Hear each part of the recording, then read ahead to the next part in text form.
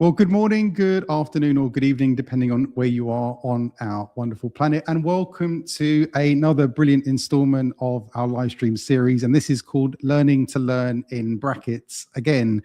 And we'll explain that for a reason. Now, again, we are in the process of sharing our best practices, tools, insights, all of the things that we found from working with more than 250,000 managers now in more than 50 countries around the world.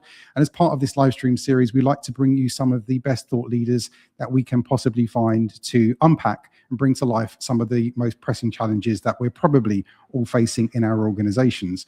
One of the headlines I saw last night, as looking on X actually, was on Uber. Apparently they've let go of a large number of people in their HR department. About 23% of the HR team are apparently leaving. So again, this affects HR, it affects L&D, learning, and so on. And we're seeing this as a consistent trend in many different organizations around the world, which puts the onus and the focus very much back on us as the manager and as the leader. So we're going to get into this in more detail with Dr. Rod Brazier, who's a very, very special guest who's going to be joining us in a moment. And in terms of the rules for this, there's no rules really. This is live, things happen. Things go off piste a little bit, and that's the whole reason why we try and make this a live experience. We'd love your questions and interaction as we go through. So please, any questions that you have, please submit them in the chat. We know that we're live on a few different platforms, on Facebook, on YouTube, on LinkedIn, and probably on a live stream direct link. So whichever mechanism you have to submit questions or thoughts, please feel free to do so as we go through. And we've got some of our team live here from the UK who'll also be picking up on some of your questions and some of your thoughts.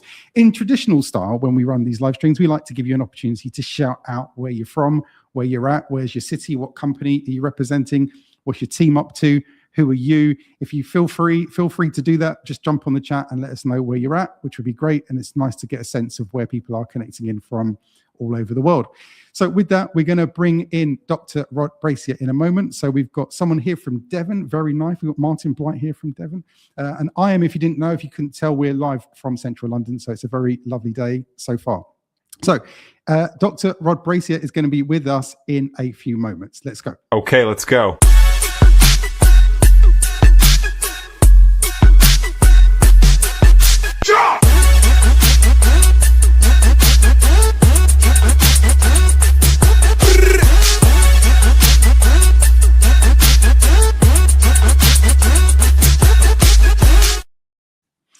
As we say, Rod, and welcome to Dr. Rod here, we say that as these goes on, the intros get bigger and bolder. This is a big intro. This is a big intro. Unbelievable, Wayne. Thank you so much for the invite and for the hype. Right, I'm absolutely honoured to be here, and yeah, loving seeing my face on the London buses like that. Awesome. Well, yeah. Firstly, a massive thank you, Rod, for being with us. I'm very excited about this. We were connected by someone that we know. We've spoken a little bit, but as always, we like to try and keep this live and super fresh. So I've got a few questions I'd love to get into, and of course, some questions that will be coming in from different people around the world. We've got someone in here from Zambia. I saw we've got someone here from South Africa. So a truly global audience. A huge thank you to everyone connected in. So before we get into this, Rod, super simple question. How are you doing and where are you? Okay, well, I'm doing well. I'm in Essex at the moment. So and Essex, just probably like the rest of the country that doesn't know what it wants to do with the weather. It's either been a long winter or we're going into the next winter already, right? So that's a bit of a mood sucker for us all, but I'm staying positive, optimistic, not letting the weather affect my internet too much at the moment. But yeah, really, really positive, working on a lot of new projects through IHEL, which I'm sure we're going to go into today. Yeah, awesome. And I just saw we got someone dialed in from Cairo as well. So I'm sure that is definitely sunnier than Essex. Lucky them. Right. So greetings to everyone here from Cairo. So first observation, question, thought is, as we were in the setup for today, we were talking about this topic called learning to learn, or learning how to learn in brackets again, because we're going through this constant change. I mean, one of the things that we as a team have gotten to grips with is, working with Anthropic and utilizing the latest models that we can find with something like Claude. And Claude made me think quite a lot, actually, because when we go back to November, December last year, we weren't using Claude, and many of the things that we were doing have sort of now been massively transformed in the last 6 months with having access to some of these tools. And I'm sure in the next 3 to 6 months, it will transform again. So it feels like the pace of change is being ratcheted up all the time. Just when you think it can't get any more fever pitch, it seems to get more fever pitch. And it made me consider, I guess, how we're learning, because many organizations are still learning in the same way that they were, and the world is changing in a way that it never was, or never has done. So big question, big topic, and asking the question, are we learning in the wrong way, or do we need to rethink this thing here, how we learn? Great question. Well, firstly, I think it's right to say there's no right or wrong way. Okay, the people need variety. The sort of learning styles myth has been debunked by research in recent years, and I think that's a good thing, because look, there's different hooks and different points of interest for everyone, and it really depends on what you want the outcome to be as to how you should design a learning experience. If you want somebody to pass a test, then rote learning is probably the best thing. If you want somebody to be able to recall a fact, then memory is the right thing. If you want skills and capability is a word I'm probably going to use a lot today. If you want to develop that in people, then experiential learning is the right thing. We've all probably sat through those click-through compliance-based online quizzes that we have to do for our work, and if you're anything like me, you probably get through those as quickly as possible. And I don't think that necessarily necessitates learning, and nor does it necessitate engagement, really. So a lot of the time, we're designing things for compliance sake because we feel it's the right thing, and we want a process to be gone through by a learner quickly and potentially remotely. If we want critical thinking, then traditional universities do a great job of that sort of Socratic discussion in a traditional way. But if you want an approach which really fits with modern society now, and if you look at every workplace, you look at universities, they're more diverse than ever before, and they'll continue to get even more diverse than ever before. And the range of backgrounds and experiences and intellects as well will become more diverse in all settings. So if you want something that's going to be suitable for a wider group of people, you're probably looking at a blended approach, but you're definitely looking at ways in which you can personalize learning and understand exactly what people need and what people want. But I'll come on to that in a little bit later, probably. But is a university absolutely fit for purpose for everyone? I think the jury's out there, in the same way that in work-based learning are click-through online courses that people are doing for just so they can tick a box to say they've completed their CPD for their quarterly one-to-one. That also isn't the right approach. So it definitely has to be personalized, and ultimately it depends what you want the outcome to be. Well, this is an interesting point, because we're in the final stages of a pitch with they're in the automotive sector. Let's narrow it down like that. And then I had to give my final presentation to the leadership team, who would make the decision on whether or not they wanted to go through our world-class manager program. So the CFO said to me, Wayne, if we buy this program right now, what percentage of our managers are going to will complete the program? And I said to him, about 15%. And he said, that is the worst pitch I've ever heard. and as I was saying it, Rod, I was thinking that does sound pretty poor. But I said, look, the point is, the reason why we know it's 15% is because we track it rigorously. And if you put 100 people in a room and gave them training on something he picks a random 100 people in any organization, which is essentially what happens when people distribute training inside organizations, what percentage of people will do anything different after they leave the room? I'd say it was between 5 to 15%. And the only difference is we can track it because we can tell based on the stats on the data. And we had a really good debate when we won them in the end. We won the client. But I think it was about the honesty of what percentage of people will do something different with what they learn. And I think that's an interesting challenge, essentially now, because of like what you've described, something like critical thinking. Lots of organizations are saying to us, and even when you look at some of the big sort of thought leaders like the World Economic Forum, like you look at Concordia, a lot of these organizations will say that actually critical thinking is the most essential skill and trait of what we're seeing in the 21st century. And what we need is people to think critically, but also put that into action as fast as possible, because the world's changing so fast. So, the time lag gives you a massive competitive disadvantage the longer you take to do something. So I think there's a load here to unpack. Just before we get into this in more detail, because I'm sure there's lots of areas we can go, I'd love to learn a bit more about what you're doing, a bit about your background, Rod, your story, your journey, and why you created the ICHL. Yeah, thanks, Wayne. Okay, so my background probably is, well, it's varied, right? So I didn't come from a family or a background that you would traditionally find yourself at university from. So I was brought up by grandparents in very rural Cornwall in a deprived area, and I was the first in my family to go to university. And that was an uncommon thing then, but it's becoming more of a common thing that I hear and that people say. But what I can definitely say is university and education gave me a chance to change my life, right? And there's no doubt about that. I'm a big believer in widening participation because of that, big believer in accessibility.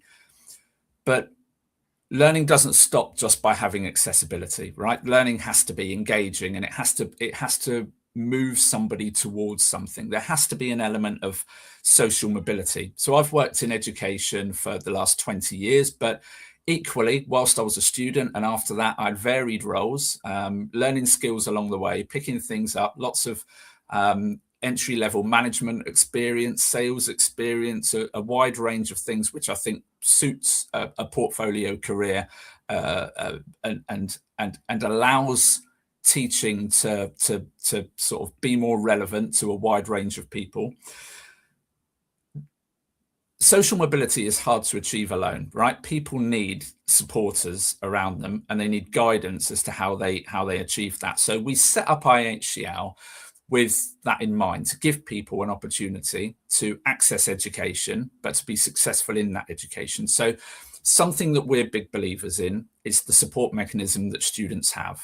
And students that don't come from traditional backgrounds, they may be mature learners, they may be returners to education, could be people who are working and underemployed with the potential to do a lot more. It could be people who haven't met their potential yet academically. But what they often need is an academic coach, which all of our students get to help them through the academic challenges, but also a professional mentor. So mentoring for the sake of capability is really important to us. So for us, IHCL, it isn't simply about delivering qualifications. And I think that's one of the dangers that lots of higher education institutions and maybe schools too fall into. They deliver things, they get to an end point, they rush people towards completing a degree, a GCSE, a qualification.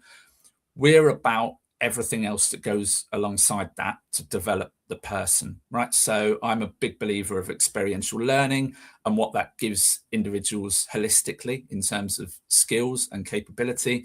So we've developed something that is not only accessible, but it's something that gives people different routes through their learning to make it achievable for them. We've got a pedagogic model that's unique. It's called the ACEL model, which is adaptive chunked experiential learning. I'm not going to get into too much of the technicalities here, but it breaks down learning in a way. It breaks down learning in a way that makes all the elements of learning achievable to everybody, no matter what their background is. Wow. And just, I'd love to learn a bit more about that. I mean, why did you develop it? How did you develop that? So I studied law at university, and it bored me senseless most of the time. That's the reality. I sat in lectures, probably near the back of the lecture theatre, where I wouldn't be asked questions.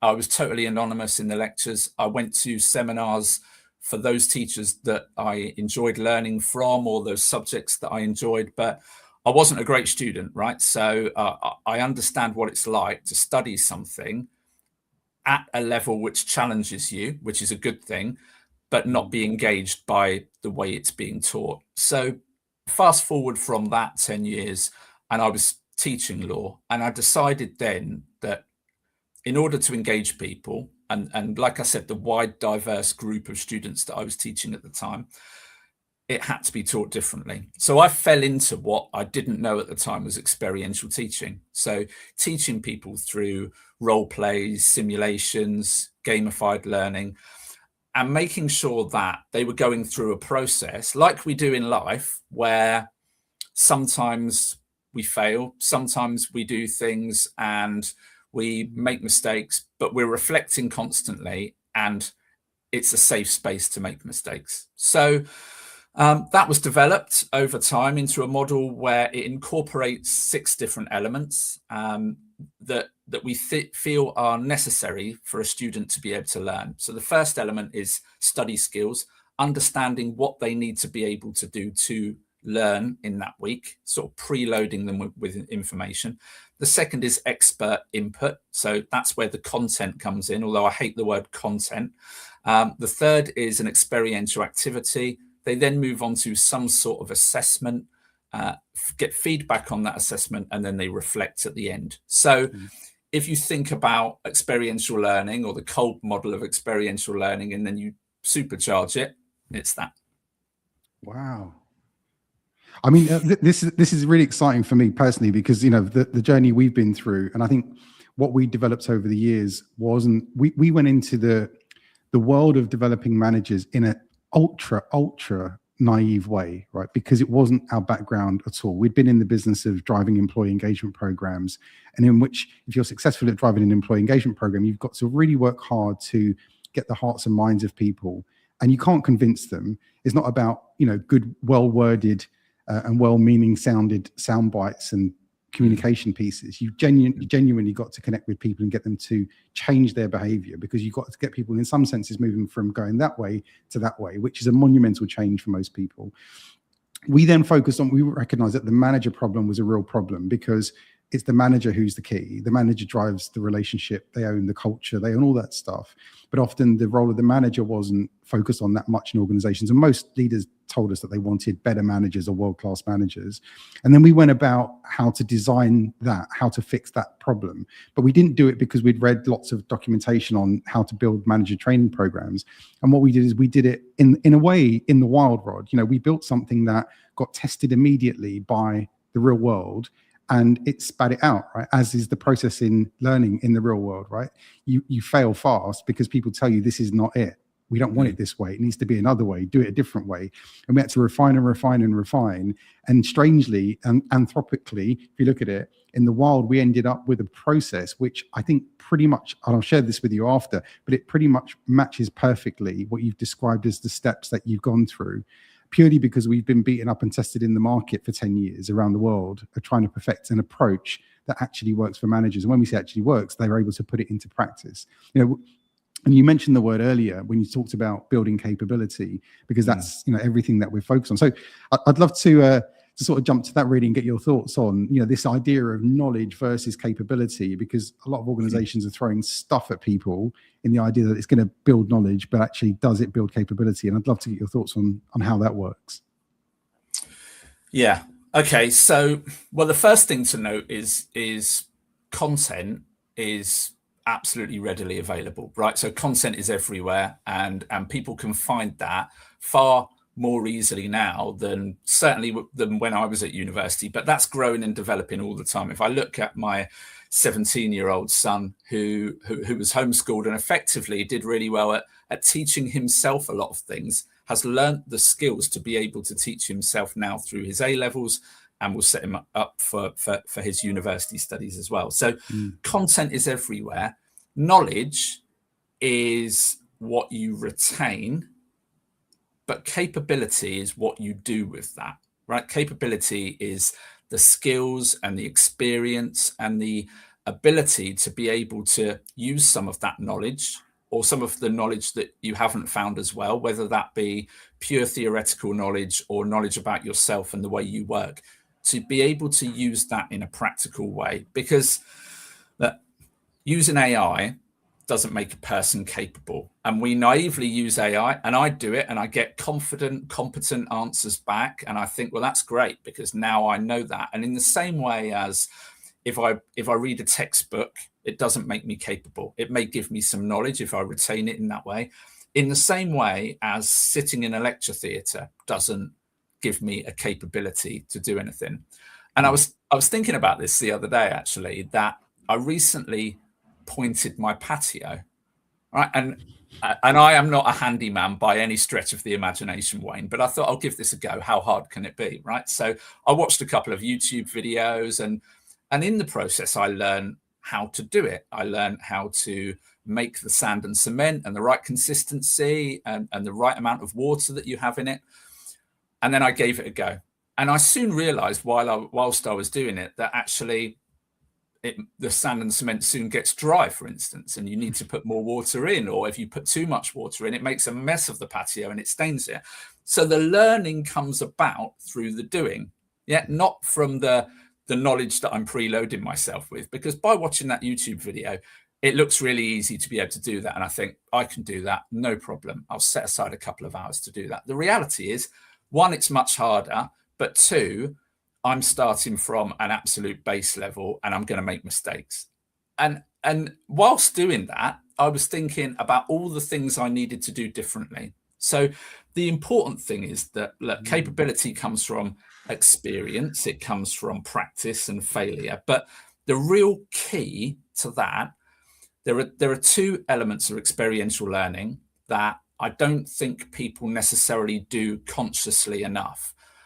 And when I say experiential learning, this could be experiential learning that's set up by teachers, by managers, but equally, it's how we live our lives, right? And there are two elements to it that are really important that can't be missed off if you truly want to learn.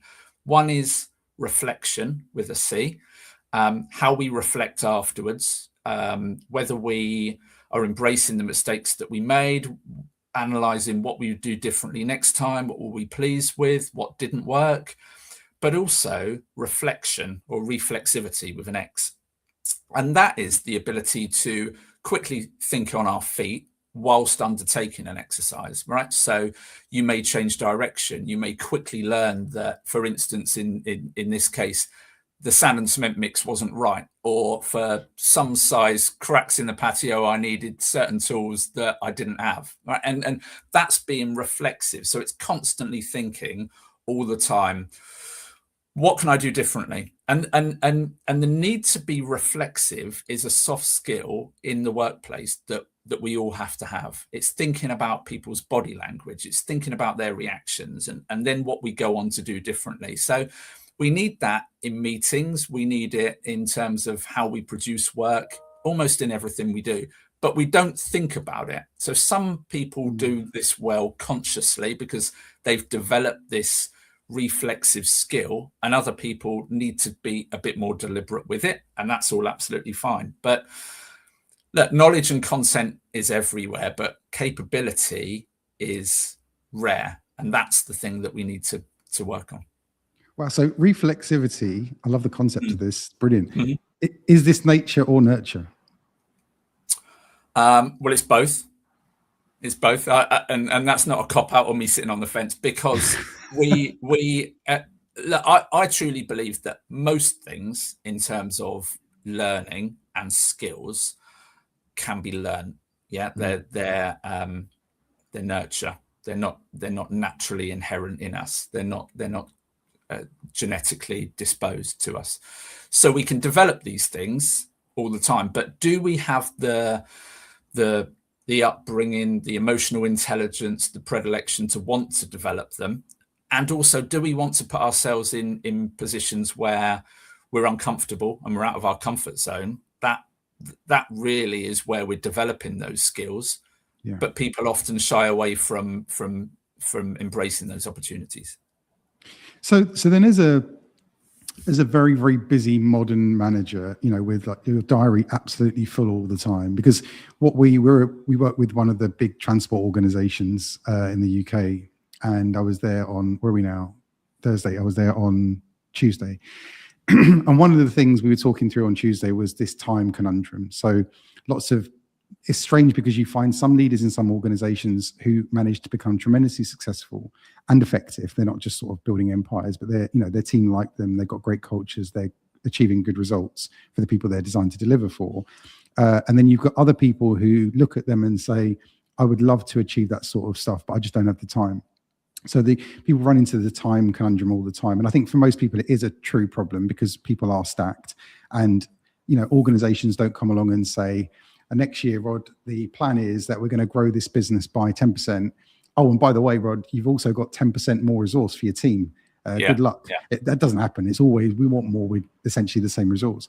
So given when we think about reflexivity, which I really love, is could you build that into your week? Like if you were planning out like a dream week in the life of an effective team in an organization, maybe not this week because this week's busy, but maybe in a few weeks' time, what is there? How would you structure your week? Like, would you build in half a day to sit and reflect on stuff? Like, how would you do that proactively as a manager?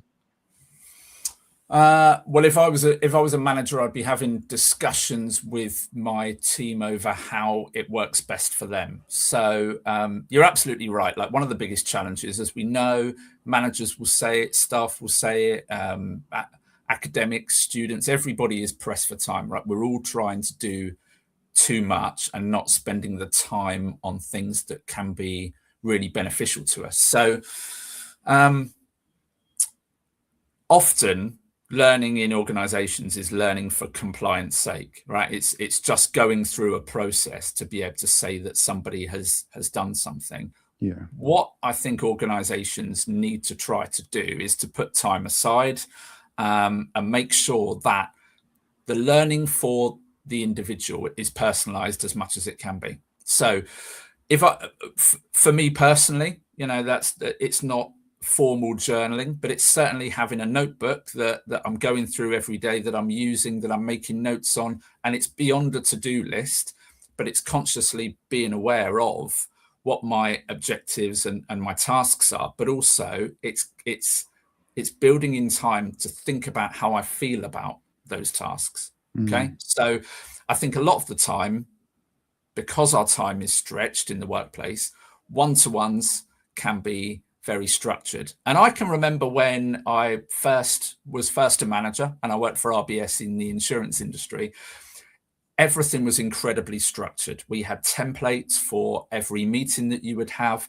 We had interview notes for candidates where the feedback was, if a person looks as though they would come up with great ideas, we should refuse them the job, because entry-level people shouldn't be seen as being rebellious towards the organization, and they saw creativity as rebellion.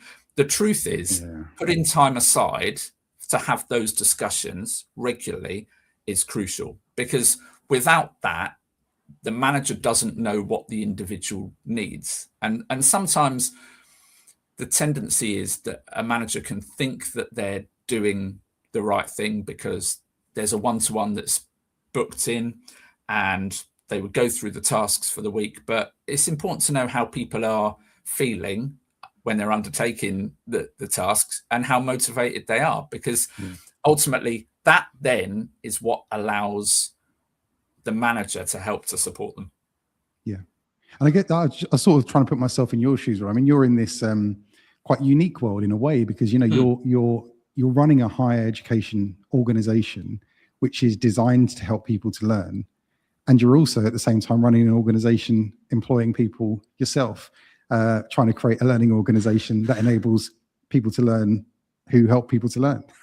Yeah. So you couldn't find someone who has to live and breathe this more than you do. I mean, this is quite a unique position to be in. And I think, everything really comes back to the basics of the first team I ever managed.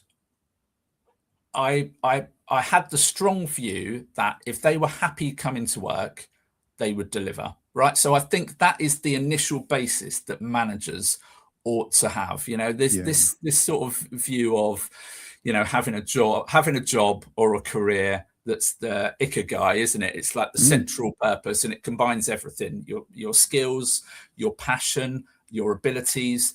that's the dream, right? But it's not necessarily the reality for a lot of people. So for a lot of people, you do have to figure out, well, what is it that can motivate them and make them tick and come to work and be happy to do this work? Now, again, there's no one size fits all on that. You could have 100 people doing the same job, but think completely differently from person to person over how to do that job, what they need to do that job, and what elements of that they're happy with. But the only way you find that out is by having the conversations with them. And having the conversations with them probably then leads to a position where you realize that people need support, and there are different ways that you can give them that support. For us as an institution with our students, it's through coaching and mentoring, which are two really important aspects of how an individual learns, but also how that connection between a teacher and a student, or a manager and an employee, how that is maximized. Yeah, absolutely. And I think people also get that a little bit. There's a blurred line between what's coaching, what's mentoring. I mean, I have a couple of people who I would regard as mentors, and then probably a couple of people who I regard as coaches. And I think they're very different in what I need from those relationships. And I was quite struck when you said at the beginning, within IHCL, everybody has access to a coach and a mentor, which I just think is what an awesome approach. I mean, could you explain a little bit more about why? Because I don't know this, but why did you do that, and how did you do it? Because I'm sure a lot of organizations would say, great idea, just don't have the resource to do that. Yeah. Well, in answer to the final point, you've got to make the resource. Okay, so Nice. in the same way that employees need support, students need it. So it goes beyond the classroom. So I can't be an advocate for merely classroom learning, and I've had experiences teaching where students have a great time. They feel like they've learned. I can see through their assignments that they appear to have learned. But so what? So they've learnt to do well in the assignment, and they present themselves well in class. But what's the next point on? So the classroom experience, teachers should be able to handle. The way students go about their learning and whether they really understand what they're learning, that for us is the role of a coach to assist them with. And a coach is asking deliberate questions of students, and it's going through a sort of quasi-structured approach to understand what that student has learned through the week, what they've struggled with, what other assistance they need, and it's putting in place the building blocks to help them with their studies. A mentor is slightly different, and I see the role of a mentor being completely different aside from learning. And I think a mentor, interesting to hear that you've got a mentor or mentors, Wayne, because mentors can almost be anyone for anyone with different angles. So for us, our students have professional mentors, and the role of the professional mentor is to consider how the student contextualizes their learning. That's also part of the experiential cycle, the Kolb cycle, right? How we contextualize what we've learned in our own life.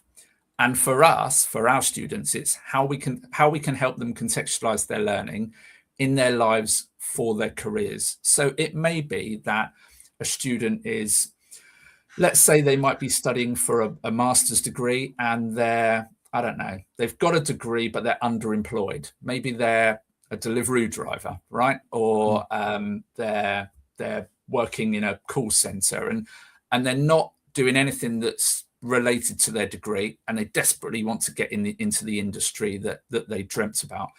Well, they need professional mentoring from somebody who understands personally what their dreams are, what their abilities are, how they can help shape their abilities, whether they need to rewrite their CV, how they're applying for jobs, and also, possibly more importantly, the soft skills that they have and the soft skills they need to develop. Right? And that's something that comes about naturally through experiential learning, but equally individuals often need to be pointed in the right direction for that.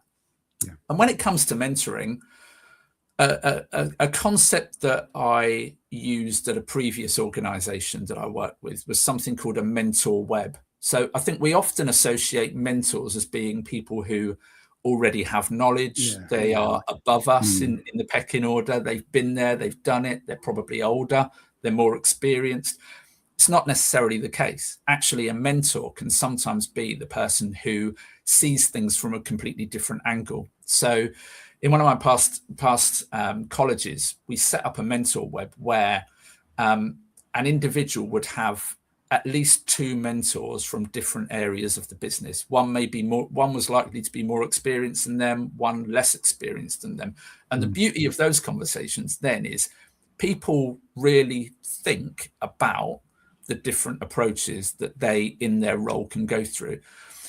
And look, when it comes to making time, this doesn't have to be absolutely formal of an hour a week. This can be a 5 to 10 minute catch up. And in fact, often that's the best way to do it, because then people focus on the one thing that's really important to them this week, the one challenge that they have to overcome. And how would you go about this? Give me some pointers. And it becomes not only a great way to frame things and think about what you need to learn and what you maybe need to do differently, but also it builds great connections with teams. Yeah. So, I can't advocate for mentoring highly enough, but I think the sort of concept of a mentor web or reverse mentoring is something that organizations can use. Especially now. I mean, I show my age. I'm 50 in a few weeks, actually. But I left university in 1998 and then went to work for Deloitte, or Arthur Andersen as it was in Deloitte. And at Deloitte, they were having us as reverse mentors on things like WAP technology, because that was the new mobile technology at the time. It was kind of an AI equivalent, obviously .com boom as we headed into the late 90s. And the idea was that you take somebody who's fresh, like got their finger on the pulse more, they're probably having more socialized conversations, learning about what's happening with this new technology. And they were pairing young people with more seasoned partners of the business. And the great thing about it was, as a junior person, you got to develop relationships with really senior people that you probably wouldn't bump into because they're not in your social circle yet. So you got the benefit of that. And then they got the benefit of some rapid learning from somebody who really had their finger on the pulse. But it was such a brilliant idea. Yeah. Which is why I think I always saw the value of the mentor relationship.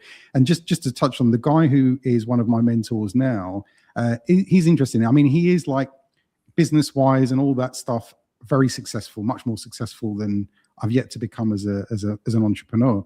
And, he's had a very few successful exits of companies. Great guy as well, very brilliant. Interestingly with him, when I meet him on a regular basis, I tend to have not such a good day after. Not because he's horrible, but because he asks these questions, Rod, which really make me think. I sort of go into the meeting thinking I'm doing pretty good. And then he asked me something. I'm like, oh my God, why didn't I think of that? That's so right. That's so obvious. That's so brilliant. And then I leave there. And sometimes I'll debate with him, like, so I don't like to accept in the heat of the moment that he's absolutely right and I'm wrong.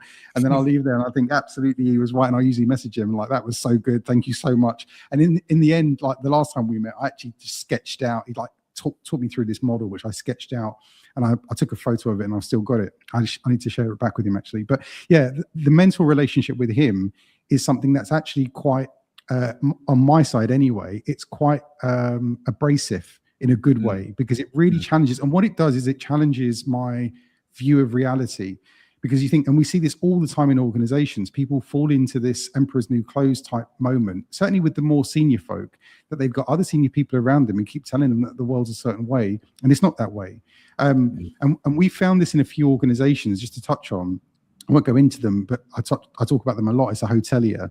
And one of the things that they do is every Monday morning, the leadership team meet and they essentially discuss reality, what's going on in their world. They're looking at customer reviews, feedback, but they don't go longer than 7 days as a leadership team without a reality check. And you think, for most leadership teams, how frequently do they actually test reality? Is quite infrequent.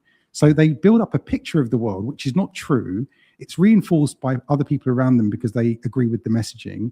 So you you can understand how these myths start to be birthed in an organization, not because there was someone who was lying, but because everyone believes in this collective lie, or collective untruth, and which becomes reality. And then the reality dictates how people behave, and then they're shocked when reality isn't the way they thought it was. And there's notable examples of that, big ones like Toys R Us. I'd read something on Toys R Us actually that said, in the lead up to the demise of Toys R Us, there were lots of people advising them that slime is a thing. There's this slime craze that's going nuts. Kids are making slime everywhere. Why don't you put slime stations in the sort of entry areas of Toys R Us? Bring in parents, and it will bring in the kids. Let them mess around with slime, and then they're in the store. But everyone, apparently, someone at Toys R Us was like, "No, that's like a ridiculous idea." But again, and as Rob Snyder, who is our definite, brilliant, most excellent contributor today, he said, about humility, and I think that's the thing. It needs you to accept that maybe you don't know the answer, which is why the mentor relationship can be so valuable. But yeah, brilliant. One thing I'd like to ask people to do is, for those of you who've been contributing, like the brilliant Rob Snyder, is to think about formulating some of these statements into some questions that I'd love to put to Dr. Rod in a moment. And we've got some of my team on the line who are going to take some of those questions and put them through to make sure that we can do that in the time, because there's some really awesome contributions from Naomi, from Freddie, Gilmara seen here live with us. I think we've got Elias here from Athens as well. So thank you very much for your contributions, and we'll get into this. One question I've got, Rod, is about, and this is that everywhere, right? The future of learning, future of AI, all this stuff. When you think about what you're doing now, how different do you think what you're doing is now versus what you think you might need to do in the next, let's make it shorter term, like the next 12 months, given the rate of change? And how are you proactively trying to adapt to what's changing?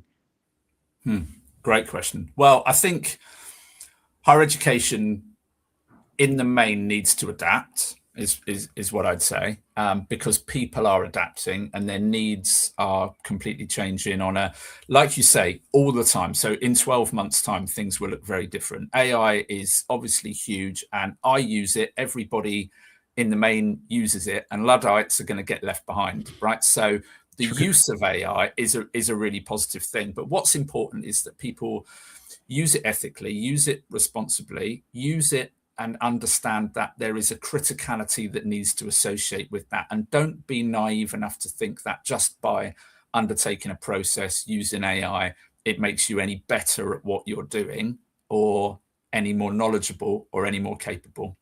But in terms of the future, I think higher education and work-based learning, if you like, or professional learning will become much closer together. And I'm not saying that for all types of higher education. Some universities, certain subjects, certain courses, certain universities ought to stay academic, ought to be research-based, and they ought to carry on in the sort of traditional vein of universities in the past. But for universities to adapt to what people need nowadays, and the fact that we have so many NEETs who aren't in education or training, the fact that we have people who are graduates but can't get a job or are underemployed, and there's hundreds of thousands of those that are competing for tens of thousands of graduate jobs every year. So the numbers don't add up. What I think that will mean is that the future will be something between an apprenticeship and a degree. Apprenticeships are great, right? And they could have, and still could potentially be, the answer. But there's a lot of red tape that goes around them that employers and often students don't necessarily want.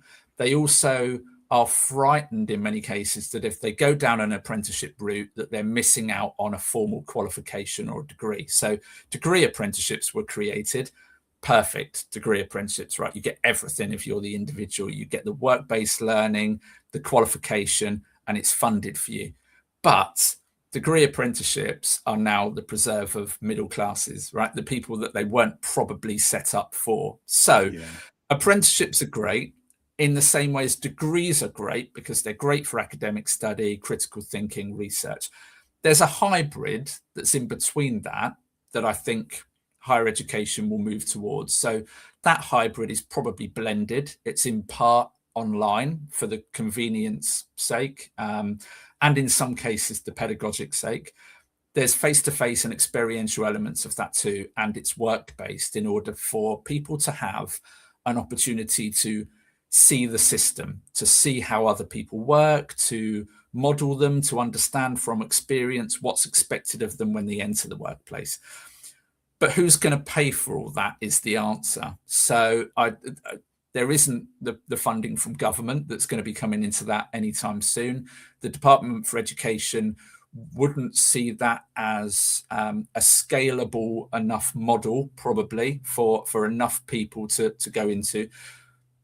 But I challenged that. And something we're working on at IHCL is called an employment accelerated masters.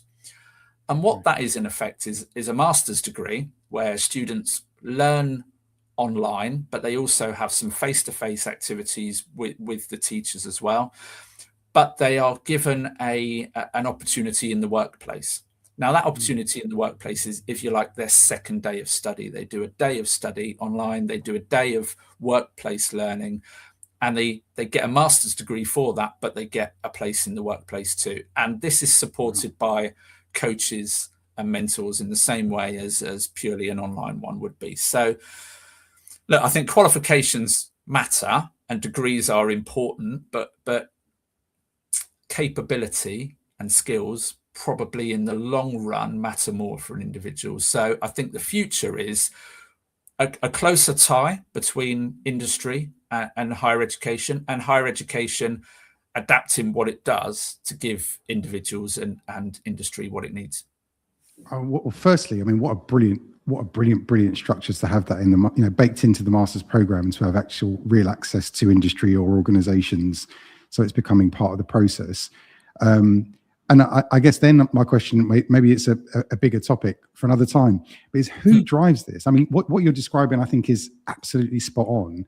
And it sort of straddles, in a way, two worlds, but it needs someone at national level anyway. If this is going to be a capability building process at national level for skills, you've got to have that push from government.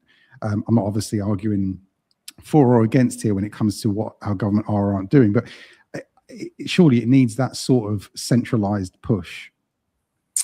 Well, yes, of course it does, and it always does, right? Change does, and one of the difficulties we've got, let's not get into politics too much, but I think one of the difficulties we always have with things like this is that governments and departments are often quite short-sighted, and they're thinking about the now, they're thinking about what they in their individual role can do, thinking about the next election, rather than in 20 years' time, what are people going to need? And in 20 years' time, well, goodness knows, let's say 5 years' time, everybody's going to be using AI. That's going to be a part of everyone's role. So there's going to be a bigger gap between those that are working in professional context and those that are learning for degrees and those that are meeting skills-based courses. So, the dearth of, and the great opportunity that's out there actually for people in industries such as in service industries and in plumbing, builders, electricians, huge opportunity for people to set up careers in that way and probably become more employable with higher salaries than those that have formal degrees. So, the world has changed and almost gone back on itself. So for sure it needs driving at government level, but we all have a responsibility because education is one of the most important things in society. So if you're working in industry and you're thinking that, well, we can't employ the right people, or the people we employ don't have the skills we need, and there's a big, long process that we go through to recruit people and then to upskill them, maybe think about what you can do differently. And look, I'm glad I'm having this opportunity to talk to you and the people out there, because we want to help industry get the right students in to be able to hit the ground running. And a lot of that is done whilst on the job and can't be learnt beforehand. Yeah, absolutely. And actually, to help with this, if you're not already connected to Dr. Rod Brazier, then you can QR code him right now on the screen, and this will take you to his LinkedIn page, and you can connect. You can connect with Dr. Rod. So I'm interested in this. We had a delegation that we met with from Beijing, who are well, I guess there was about 30 or so people that had come from different companies to the UK, and I've met with a few of them as part of this delegation. And this one guy really blew my mind. So he wasn't from Beijing, he was from Shanghai, and they had a steel business. And he said, actually, in typical Chinese fashion, he said, we have a medium-sized company, and we have a bit of a challenge. I said, how many people do you have? And he said 30,000. I said, that's not so medium-sized, but 30,000 people. And the question he asked me really shocked me, because he said, where are many of the companies in the UK focused on over the next 10 years? And I said, well, firstly, we don't talk about 10 years. We talk about the next quarter, or the next year or two maybe, but 10 years is much further out than most organizations talk about. Whereas obviously in a lot of countries like China, like Mongolia, like many of the Gulf states, you've got these long range 20, 30, 40 year visions, which I think actually are probably quite helpful based on what I've seen. And the thing that blew me away was he said, I said, well, what about you? He said, over the next 10 years, we are heavily focused, huge investment going into knowledge management. I said, really? Like, knowledge management was a terminology that we sort of chewed up and spat out and moved on with in the sort of late 90s, early 2000s in many corporations. And he said that, and I said, could you explain a bit more? He said, well, yeah, because we look at the idea of transmission of knowledge gives us a competitive advantage. So we're really focused on how do we connect up our organization and transmit knowledge at, like super speed. I thought, wow, like what a fantastic focus. And it wasn't like they want to create an intranet and a knowledge sort of document library. It's not that sort of knowledge management. I just thought this is like really smart thinking here. And you can understand why these organizations are out beating everybody in their sort of competitive market. But brilliant. So we have a question coming in. I'm conscious of time. We've probably got a few minutes left. So question coming in. We see this the same time as you see this. So very much. Thank you very much to Nikki Tijani. Thank you so much for this insight. Rod, I'm reading this because I don't, of course you can read, but people might be listening in. Thank you so much for this insight, Rod. It's brilliant. How do you see this being applied in the work environment where most interviews are conducted based on the future role instead of how current experiences can be applied to future roles? What a brilliant question, Nikki. Thank you very much. Rod, over to you. Okay. Yeah, great question. I mean, there's so much to unpick from that, but I think the first thing to note from that is a CV doesn't tell us everything that we need to know about an individual, right? And that's one of the problems that we have with recruitment in general and the scale at which large companies recruit.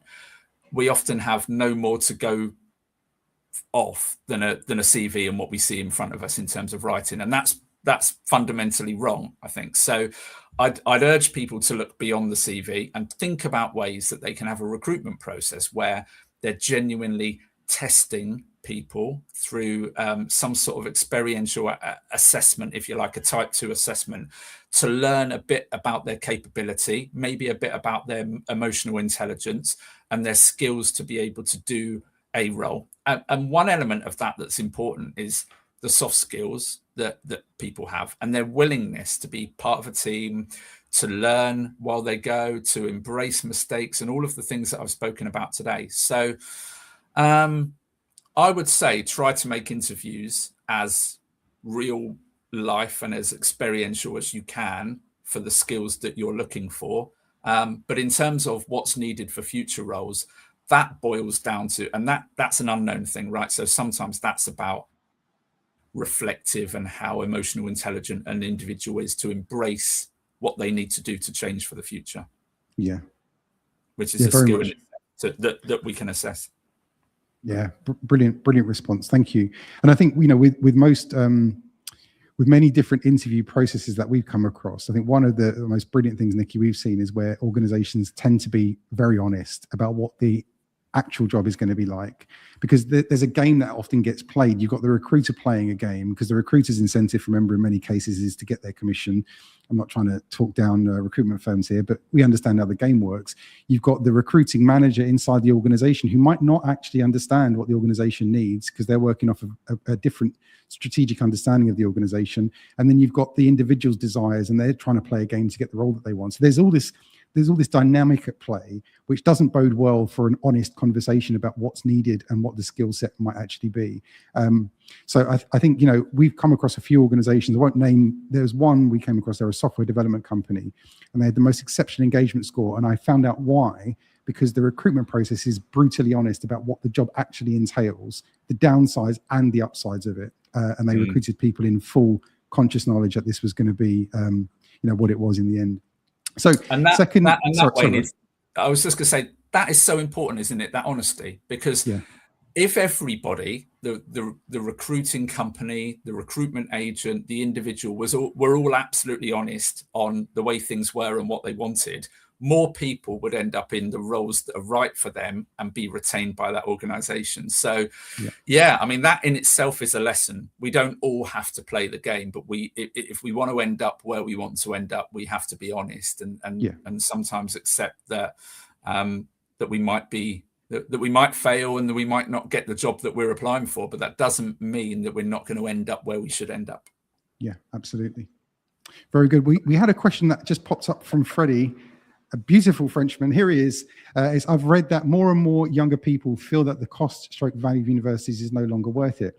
With all our social issues going on, should we not focus on taking a quota of younger people and put them into the military, citizenship learning, care and the NHS, and solving the big issues of our planet rather than giving them tools that no longer fulfill our modern needs? Well, what a big question. Thank you very much, Freddie.